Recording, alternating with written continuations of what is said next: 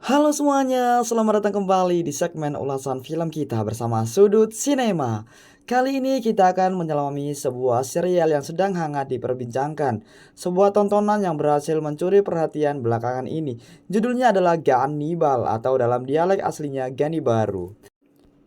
Serial bergenre horor thriller yang mencekam ini merupakan adaptasi sinematik dari manga masyhur karya Masaki Ninomiya.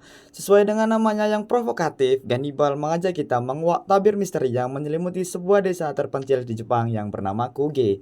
Desa ini dikabarkan menyimpan rahasia kelam di mana satu klan dominan di sana disinyalir menganut praktik keyakinan yang sungguh mengerikan, endokanibalisme. Tentu, seiring berjalannya alur, kita akan menyingkap lebih jauh mengenai definisi dan implikasi dari ritual mengerikan ini. Namun daripada terlalu banyak membocorkan kejutan di awal, mari kita segera ikuti perjalanannya sebab desa terpencil ini masih menyimpan segudang misteri yang menunggu untuk dibongkar. Sebelum menikmati alur dari film ini, Mimin sarankan untuk menonton secara langsung dari film ini agar bisa merasakan atmosfernya secara langsung. Di awal film, kita diperlihatkan oleh kepolisian Okayama Jepang yang sedang mendatangi sebuah rumah dengan keadaan yang tidak biasa. Di situ dipertontonkan secara jelas bahwa ada orang di rumah itu, tapi tidak ada yang ingin menemui polisi tersebut, dan hanya merekamnya saja. Polisi itu pun marah dan berjalan menyusuri halaman rumah itu sambil berteriak, "Keluarlah, aku tahu kalian memakan orang, kanibal!" Scan berganti. Kali ini polisi berada di sebuah lorong yang gelap untuk mencari sesuatu. Dan dia pun menemukannya apa yang selama ini ia cari. Namun naas, celurit sudah melingkar di lehernya dan dibabatlah. Dan hanya menyisahkan senternya saja dan film ini pun baru saja dimulai. Fokus cerita kini beralih pada sebuah keluarga yang memulai lembaran baru. Daigo Agawa, seorang perwira polisi muda, dan istrinya Yuki, dan putri kecil mereka yang bernama Mashiro. Daigo baru saja dipindah tugaskan dari hiruk-pikuk kota besar ke desa Kuge yang terisolasi. Sesampainya mereka di rumah dinas yang sekaligus berfungsi sebagai kantor polisi setempat, keluarga Agawa dibuat kagum oleh penduduk sekitar. Truk yang mengangkut barang-barang mereka sudah dalam keadaan terbuka, dan yang lebih mengejutkan, warga desa telah berinisiatif membantu memindahkan seluruh perabotan mereka ke dalam rumah. Keramahan yang ditujukan oleh penduduk desa Kuge ini terasa berlebihan dan sedikit ganjil, menciptakan suasana yang terasa canggung dan penuh tanda tanya. Meskipun ada aura keanehan yang tersirat dari sikap mereka yang terlalu antusias, Daigo memilih untuk bersikap positif. Ia berupaya memperkenalkan diri, meyakini bahwa mungkin penduduk desa hanya merasa gembira dengan kedatangan wajah baru di lingkungan mereka. Malam yang panjang pun tiba. Di tengah kesibukan menata perabotan di rumah baru mereka yang juga berfungsi sebagai kantor polisi desa, Yuki secara tidak sengaja menemukan seberkas dokumen lama. Berkas itu adalah milik Kano, polisi yang bertugas sebelum Daigo. Kabarnya Pak Kano berhenti dari kepolisian secara mendadak karena terlilit utang besar dan menghilang tanpa jejak. Polisi yang sama yang kita saksikan di awal narasi.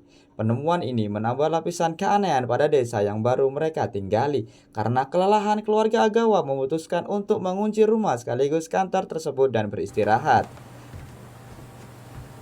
Keesokan paginya, Daigo telah bersiap untuk memulai hari pertamanya sebagai perwira di desa Kuge. Namun belum sempat ia beradaptasi, pintu kantor polisi tiba-tiba dibuka saja tanpa permisi. Sekelompok warga desa langsung masuk, seolah kantor polisi itu adalah fasilitas umum yang bisa diakses tanpa izin. Daigo pun terkejut atas kelakuannya. Meski demikian, Daigo tetap mempertahankan sikap profesionalnya. Ia menyambut warga dengan sopan. Tak lama kemudian, seorang pria berkumis yang memegang apel sebagai perwakilan warga mengajaknya berkeliling desa. Perjalanan ini bertujuan untuk memperkenalkan Daigo pada seluk-beluk desa Kuge, sekaligus menjadi momen pertama untuk berinteraksi kepada masyarakat sekitar.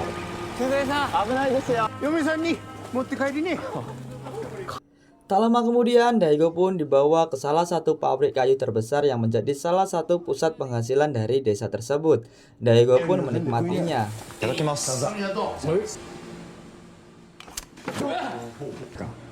Tanpa diduga, ada salah satu orang bernama Keisuke yang melaporkan bahwa ada mayat di sebuah gunung. Daigo pun langsung bergegas ke sana untuk menginvestigasi. Keisuke memberitahu bahwa yang meninggal itu adalah Gin Goto, kepala keluarga dari Goto, dan nenek dari Keisuke dan juga Yosuke.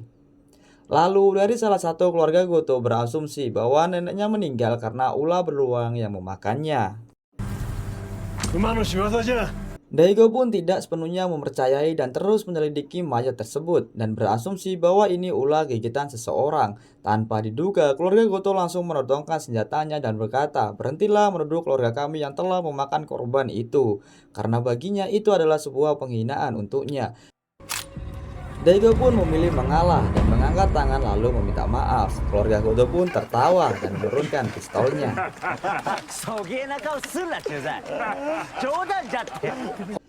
Di malam harinya, Daigo diundang untuk berburu beruang bersama keluarga Goto.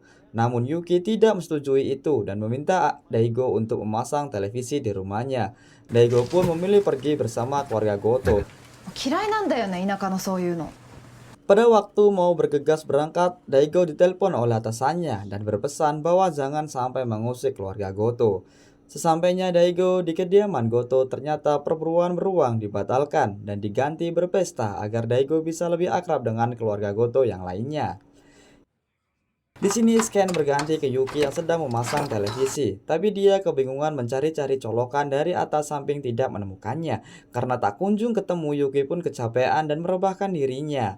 Tanpa disengaja, dia menemukan sebuah tulisan terpahat di sebuah kayu dengan arti lari.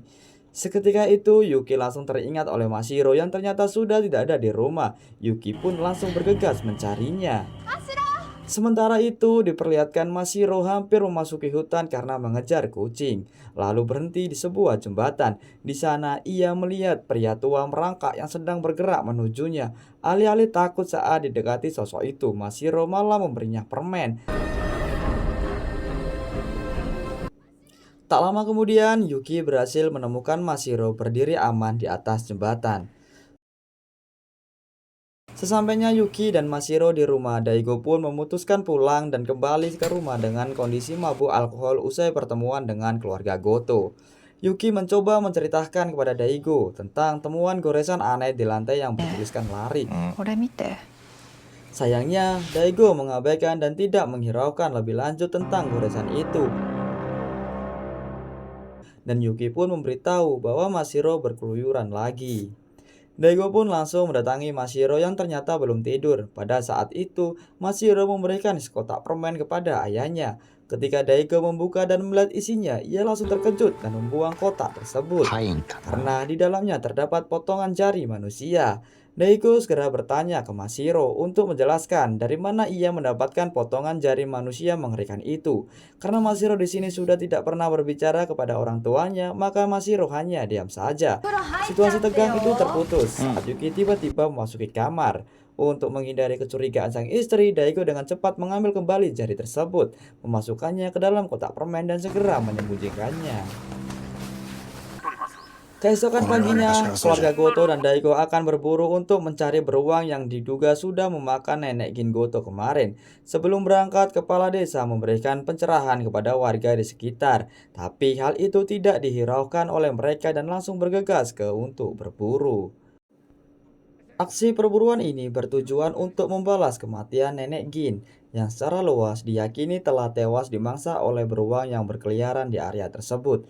Saat tim melacak letak di hutan, seekor beruang hitam tiba-tiba muncul dan langsung menyerang Daigo dengan sangat brutal. Beruntung adegan mencekam itu berhasil dihentikan oleh Yosuke, adik dari Keisuke, yang dengan sigap menembak beruang itu hingga tewas di tempat. Setelah itu mereka segera membedah isi perut beruang. Di dalamnya mereka menemukan kacamata nenek Gin, sebuah penemuan yang seolah mengukuhkan teori bahwa dialah yang memakan korban. Meskipun demikian, misteri tentang bekas gigitan manusia yang sebelumnya ditemukan di tangan nenek Gin masih menggantung. Daigo bertekad untuk membawa kacamata tersebut sebagai barang bukti ke kantor pusat. Namun perhatian Daigo seketika teralihkan oleh sebuah ritual yang sangat aneh dan mengerikan. Ia menyaksikan penduduk desa mengelilingi bangkai beruang, membacatkan doa, kemudian mengiris dagingnya dan memakannya secara mentah-mentah. Ritual ini mencapai puncaknya ketika Keisuke menyodorkan sepotong daging beruang kepada Daigo. sebagai bentuk penghormatan atau paksaan halus terhadap keluarga Goto dan mendiang nenek Gin. Daigo terpaksa memakan daging mentah itu. Tindakan ini membuka wawasan Daigo mengenai sistem kepercayaan aneh keluarga Goto. Keluarga Goto percaya bahwa dengan memakan daging dari jiwa orang yang meninggal akan bersatu dan hidup di dalam darah dan daging mereka. Scan berganti ke Yuki dan Daigo yang terluka. Dalam perjalanannya mendapatkan telepon dari dokter Nakamura dan mengonfirmasi bahwa jari yang dibawa oleh Daigo bukanlah jari dari mayat nenek Gin Goto. 調べてみたんですが、違いました。 Daigo pun kebingungan dan bertanya-tanya. Telepon pun diakhiri oleh dokter forensik Nakamura dan bilang akan mengabarinya jika sudah menemukan jari pemiliknya.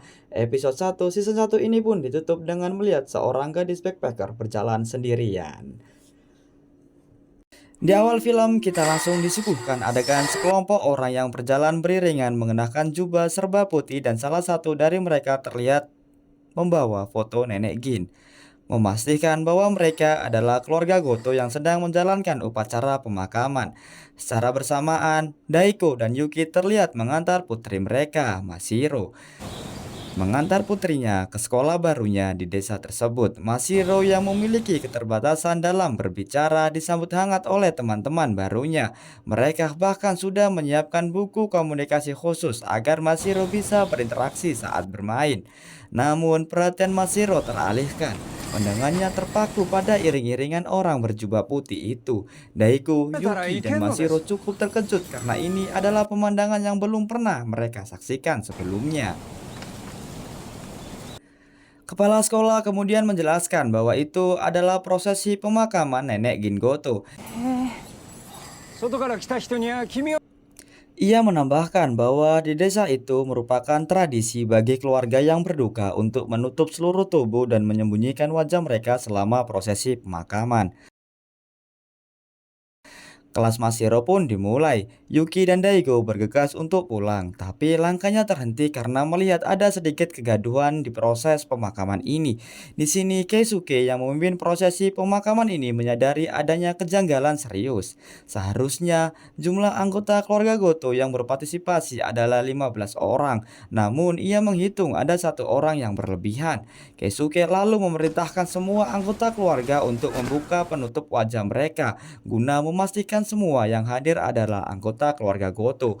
Kecurigaan Keisuke terbukti benar. Ada satu orang yang tetap menolak membuka tudungnya. Begitu ketahuan ada orang asing, sosok misterius itu langsung berusaha kabur. Keluarga Goto segera mengejar, menangkap dan mengeroyokinya. Melihat keributan itu, Daigo bergegas mendekat ke arah keluarga Goto sambil meminta Yuki untuk pulang lebih dulu.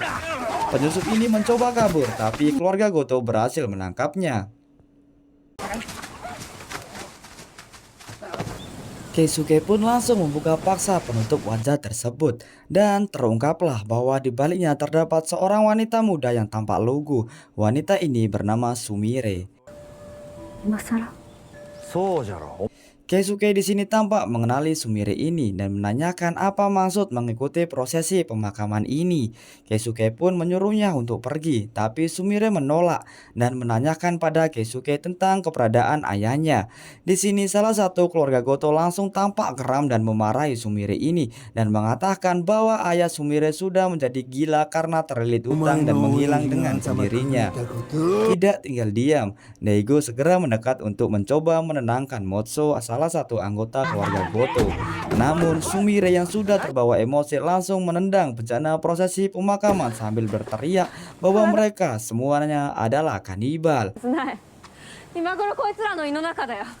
Daigo dengan cepat memeriksa bejana tersebut dan terkejut mendapati bejana itu kosong. Padahal seharusnya berisi jenazah nenek Gin Goto. Sumire menuduh bahwa keluarga Goto telah memakan jenazah tersebut. Sebuah tuduhan yang langsung dibantah keras oleh seluruh anggota keluarga Goto.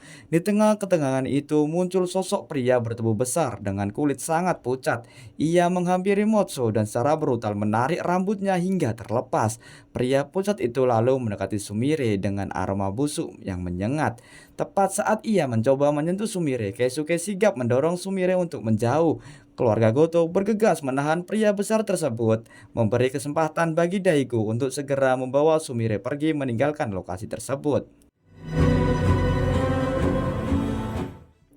Singkat cerita, Daigo kembali ke rumah dan berpamitan pada Yuki. Ia mengatakan akan mengantarkan Sumire ke stasiun tanpa menceritakan kejadian yang baru saja terjadi. Dalam perjalanan, Daigo kembali menyinggung perkataan Sumire tentang keluarga Goto yang disebut kanibal. Sumire menjelaskan bahwa keluarga Goto menganut praktik Indo-kanibalisme. Ya, maksud dari endokanibalisme ini adalah keluarga akan memakan jenazah kerabat mereka yang meninggal. Hal ini dilakukan sebagai bentuk cinta dan bakti dengan harapan tubuh jenazah akan menjadi bagian dari mereka, sehingga mereka dapat mengambil alih kehendak dan roh mendiang. Sumire menambahkan bahwa suku Fore di Papua Nugini pernah melakukan praktik endokanibalisme hingga tahun 1950-an. Dari percakapan ini kita mengetahui bahwa Sumire adalah putri dari Pak Kano, polisi yang di episode pertama dilaporkan hilang karena dugaan kasus judi dan hutang.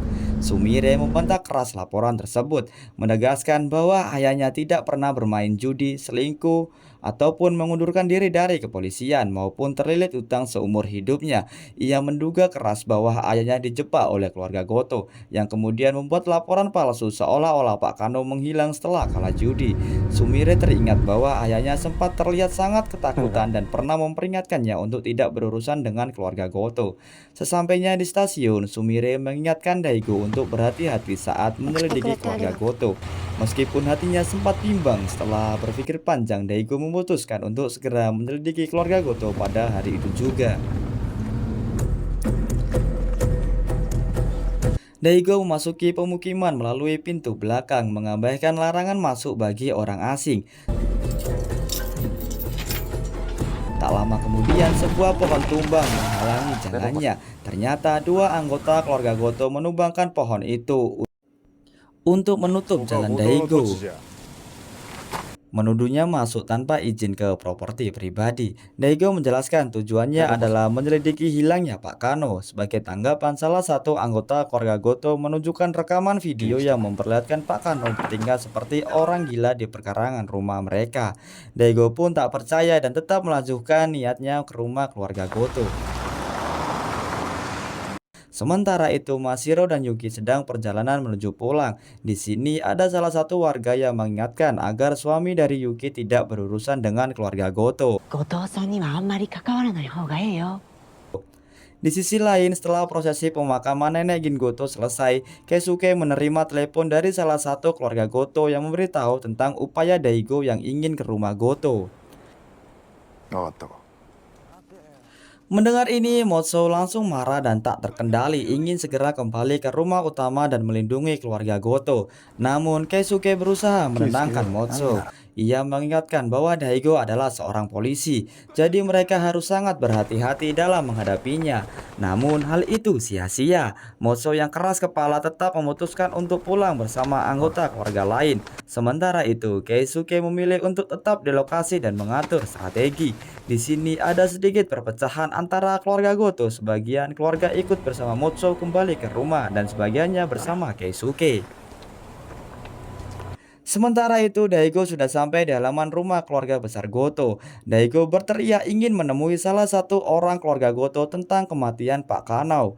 Tapi keluarga Goto tidak ada yang keluar dan hanya merekamnya saja. Tak lama kemudian Motso dan yang lainnya datang dan mengingatkan kepada Daigo untuk pergi dari sini atau mati di sini. Daigo pun menolak untuk pergi. Keributan pun terjadi di sini. Baku hantam tak terhindarkan dan akhirnya Daigo berhasil menumbangkan semuanya. Pada akhirnya salah satu keluarga Goto seolah memberikan pesan bahwa kalau pria itu tidak akan melepaskan Daigo. Scan beralih ke kantor polisi. Di sini Yuki sudah sampai rumah dan terkejutnya karena di kantor tempat Daigo bertugas sudah dipenuhi oleh anggota keluarga Goto yang dipimpin Keisuke. Yuki sedikit tegang. Keisuke bilang jangan takut bahwa dia ingin melindunginya dari keluarganya yang lain. Di sisi lain, Daigo berhasil mengamankan sebagian keluarga Goto untuk dibawa di kantor polisi. Di sini, Dr. Nakamura mencoba menghubungi Daigo dan memberitahukan bahwa jari yang ia temukan tempo lalu adalah milik pendahulunya. Daigo pun belum bisa menerima informasi ini karena sibuk melaporkan kasus ini ke atasannya. Ketika Daigo ingin mengamankan Motso, tiba-tiba segerombolan kakek nenek datang untuk menghalangi serta memohon kepada Daigo agar tidak membawa semuanya ke kantor polisi. Lalu salah satu nenek itu bilang bahwa urusan keluarga Goto harus diselesaikan dengan pria besar itu. Tiba-tiba mereka semua terdiam sambil dengan ekspresi ketakutan. Daigo pun tiba-tiba bingung dengan ekspresi mereka yang ketakutan. Lalu Daigo pun mencoba menengok ke belakang dan terkejutnya ternyata pria besar itu berada di belakangnya dan membabat Daigo dengan celurit kebanggaannya. Daigo pun terluka di bagian dahinya dan diseret oleh pria besar itu menuju ke rumah utamanya. Apakah Daigo akan bernasib sama dengan polisi sebelumnya? Akan dilanjutkan dalam episode yang ketiga. Ya, terima kasih sudah menonton. Jangan lupa untuk like, subscribe, dan juga share agar kami juga semangat untuk membuat konten-konten selanjutnya. Terima kasih dan sampai jumpa.